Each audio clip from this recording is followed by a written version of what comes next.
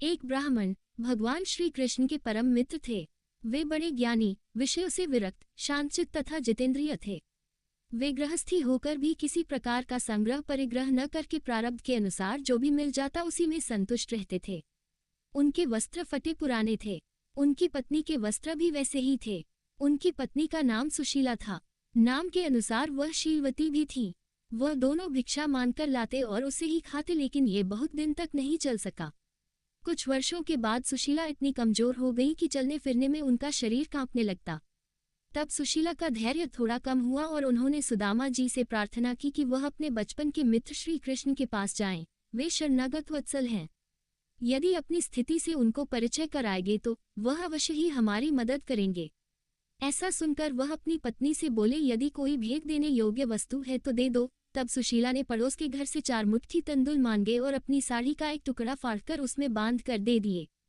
सुदामा जी चल पड़े। चलते चलते वह जंगल के रास्ते समुद्र की खाड़ी के पास पहुंचे। भूख प्यास से व्याकुल होकर वो वही रास्ते में थककर सो गए। श्री कृष्ण अंतर्यामी तो थे ही। उन्होंने देखा उनका प्रेमी भक्त सुदामा उनसे मिलने आ रहा है।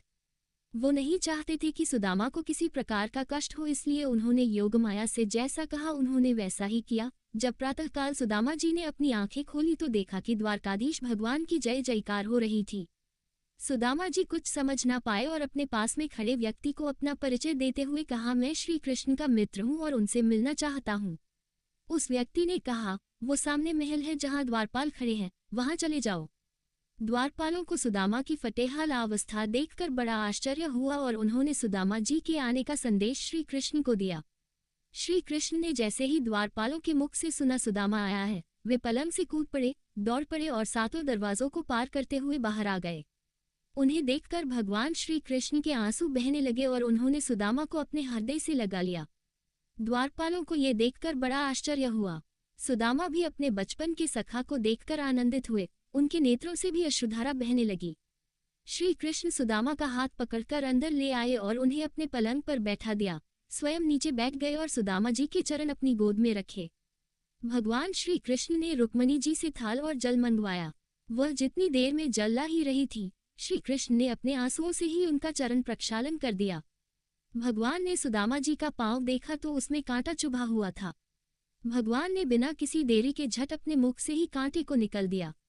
सुदामा जी का चरण प्रक्षालन किया, पूजन किया। उसके बाद अपनी सभी रानियों को इशारा किया, प्रणाम करो, आशीर्वाद लो, ये सिद्ध महापुरुष हैं। रुक्मणी जी, सत्यभामा, जामवंती आदि सभी देवियों ने प्रणाम किया और आशीर्वाद लिया। श्री कृष्ण ने सुदामा जी से पूछा, मित्र, आपने विवाह किया है कि नहीं? सुदामा जी ने कहा, मैंने किया तो है, लेकिन एक ही किया है। श्री कृष्ण बोले, अच्छा, विवाह किया है तो भाभी जी ने कुछ मेरे खाने पीने को तो भेजा होगा। अब सुदामा जी को संकोच लगने लगा। उनको लग रहा था, इतने बड़े बड़े रत्नजटित महल हैं और ये मैं 4 मुट्ठी तंदुल निकाल कर दूंगा, इनकी सभी पत्नियां यहाँ खड़ी हैं, वो क्या सोचेंगी? ऐसा सोचकर सुदामा जी ने सिर नीचे कर लिया और लज्जावश 4 मुट्ठी तंदुल लक्ष्मीपति भगवान श्री कृष्ण को नहीं दे पाए। भगवान श्री कृष्ण समस्त प्राणियों के हृदय का एक एक संकल्प जानते हैं। उन्होंने सुदामा के आने का कारण एवं उनके हृदय की बात जान ली। अब वे विचार करने लगे कि यह मेरा प्रिय सखा है और दूसरा, इसने लक्ष्मी की चाहना से मेरा भजन कीर्तन नहीं किया। अब मैं इसे ऐसी संपत्ति दूंगा जो देवताओं के लिए भी दुर्लभ है। ऐसा सोचकर भगवान श्री कृष्ण ने सुदामा के बगल में छिपाई हुई पोटली छीन ली। उसमें से 1 मुट्ठी तंदुल खाया और सुदामा को 1 लोक की संपत्ति दे दी। दूसरी मुट्ठी खाया और दूसरे लोक की संपत्ति दे दी। तीसरी मुट्ठी तंदुल खाकर बैकुंठ की भी संपत्ति देने को तैयार थे। रुक्मणी जी घबरा गई और बड़ी बुद्धिमता से मना करते हुए कहने लगी, क्या हमको इतने बड़े महात्मा के घर का प्रसाद नहीं मिलेगा? क्या सारा आप ही ले लेंगे? भगवान ने 2 मुट्ठी तंदुल खाकर बाकी सभी रानियों को बांट दिया। भगवान ने सुदामा के लिए 56 भोग बनवाए, भोजन कराया। सुदामा जी बड़े आराम से महल में सो गए, मानो बैकुंठ में पहुंच गए हों। प्रातःकाल नित्य कर्म व बाल भोग करके निवृत्त हुए। एक तरफ कृष्ण जी उत्साहित होकर सोच रहे थे कि सुदामा जल्दी ही सुदामापुरी पहुंचे और देखे कि कैसे सुदामापुरी द्वारिकापुरी में बदल चुकी है। दूसरी तरफ सुदामा जी सोच रहे थे, लगता है श्री कृष्ण को पता लग गया है, मैं संपत्ति के लिए आया था, लेकिन वो जानते हैं कि संपत्ति मिलने के बाद भजन में व्यवधान पड़ेगा, इसलिए उन्होंने संपत्ति नहीं दी। वे कितने दयालु हैं। इस प्रकार सुदामा विचार करते करते अपने घर पहुंच गए और सोचने लगे कि सुशीला कहाँ चली गई। इतनी ही देर में सुशीला सोने के थाल में आरती सजाकर सैकड़ों सेविकाओं के साथ सुदामा जी के सामने आकर खड़ी हो गई।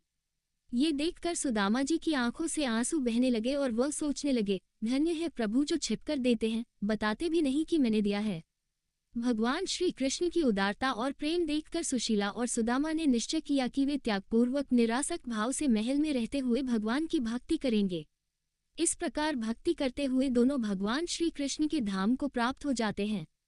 हमें सुदामा जी की तरह अनुकूल तथा प्रतिकूल दोनों ही परिस्थितियों में भगवान की कृपा का अनुभव करना चाहिए। ये ही प्रेमी भक्त का लक्षण है। भगवान अपने भक्त को इतना दे देते हैं कि भक्त उसकी कल्पना भी नहीं कर सकता।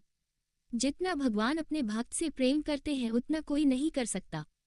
भगवान ने अपने आंसुओं से सुदामा जी के चरण धोए और मुख से उनके पैर का कांटा निकाला।